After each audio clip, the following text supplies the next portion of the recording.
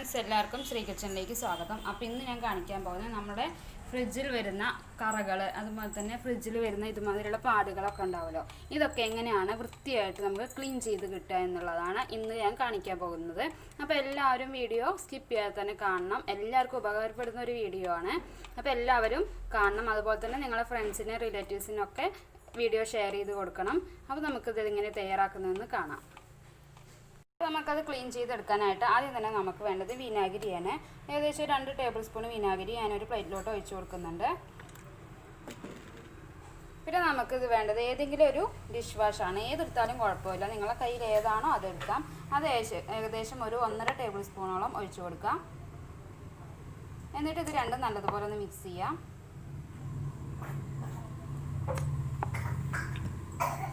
അപ്പോൾ ഇതെല്ലാം മിക്സ് ചെയ്ത് എടുത്തിട്ടുണ്ട്. ഇനി ഇതിലേക്ക് കുറച്ച് ഇളം ചൂടുള്ള വെള്ളം ഒഴിച്ചു കൊടുക്കുക. വളരെ കുറച്ച് ഒഴിച്ചാൽ മതിയാകും. ഇളം ചൂടുള്ള വെള്ളം തന്നെ ഒഴിക്കാനായിട്ട് നോക്കണം കേട്ടോ, പച്ചവെള്ളം ഒഴിക്കാൻ പാടില്ല. എന്നിട്ട് നല്ലതുപോലെ ഇതിങ്ങനെ മിക്സ് ചെയ്തെടുക്കാം. ഇത് നമ്മളെ ഫ്രിഡ്ജ് മാത്രമല്ല കേട്ടോ, നമ്മുടെ ഗ്യാസ് സ്റ്റവ്, അതുപോലെ തന്നെ ഗ്ലാസ് ടൈപ്പുള്ള ഡൈനിങ് ടേബിൾ, ഇതെല്ലാം നമുക്ക് നേരെ വൃത്തിയാക്കാൻ പറ്റുന്ന ഒരു ലോഷനും കൂടിയാണ്. അപ്പോൾ എല്ലാവരും ഇതൊന്ന് ട്രൈ ചെയ്ത് നോക്കണം കേട്ടോ. ഓക്കെ, ഇപ്പോൾ ഇതിവിടെ റെഡി ആയിട്ടുണ്ട്. ഇനി നമുക്കിതിലേക്ക് വേണ്ടത് നമ്മളെ വീട്ടിൽ പഴയൊരു ടീഷർട്ടിൻ്റെ ഒക്കെ ഒരു പീസിന് ഇതുമാതിരി ഒരു നൈസായിട്ടുള്ള പീസ്, ടീഷർട്ടിൻ്റെ ഒരു പീസാണ് എടുത്തിട്ടുള്ളത്. അപ്പോൾ ഇതുമാതിരി ഒരു തുണി ഉണ്ടെങ്കിൽ അതെടുക്കുക. അതിന് ശേഷം നമ്മളിതൊന്ന് ഡിപ്പ് ചെയ്ത് കൊടുക്കുക.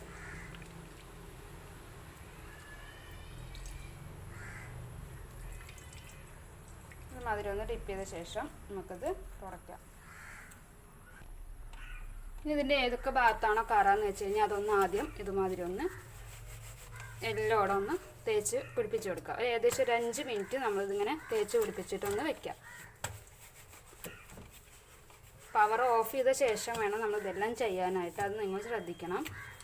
അത് നല്ലതുപോലെ തേച്ച് എല്ലോടം എവിടേക്കാണോ നമുക്ക് കറയച്ച് അത് മുഴുവനും മൊത്തത്തിൽ തേച്ച് കൊടുക്കുക.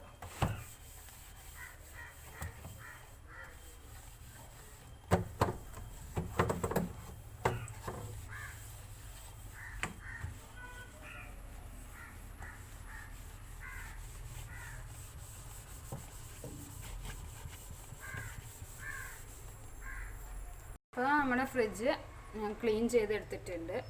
ഏകദേശം നമ്മൾ ആ ലോഷൻ ഒരു 5-10 മിനിറ്റ് നേരം അതിൽ നല്ല കറിയൊക്കെ ഉണ്ടെന്നുണ്ടെങ്കിൽ ഒരു 10 മിനിറ്റ് വെക്കുക.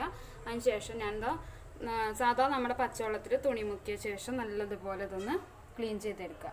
അതായത് നമ്മൾ ആ സോപ്പൊക്കെ തേച്ചതാണല്ലോ, അപ്പോൾ അതിനായിട്ട് കുറച്ച് വെള്ളത്തിൽ, പച്ചവെള്ളത്തിൽ മതി, ചൂടുവെള്ളം വേണമെന്നൊന്നുമില്ല, പച്ചവെള്ളത്തിൽ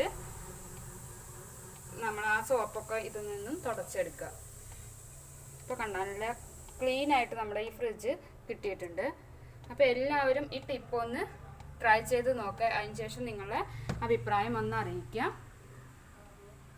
അതുപോലെ തന്നെ നിങ്ങളുടെ ഫ്രണ്ട്സിനും റിലേറ്റീവ്സിനും എല്ലാം ഇതൊന്ന് ഷെയർ ചെയ്ത് കൊടുക്കുക. നിങ്ങൾക്ക് ഉപകാരപ്പെട്ടിട്ടുണ്ടെന്നുണ്ടെങ്കിൽ വീഡിയോ ലൈക്ക് ചെയ്യുക. അതുപോലെ തന്നെ ചാനൽ ആദ്യമായിട്ടാണ് കാണുന്നതെങ്കിൽ ഒന്ന് സബ്സ്ക്രൈബ് ചെയ്യുക.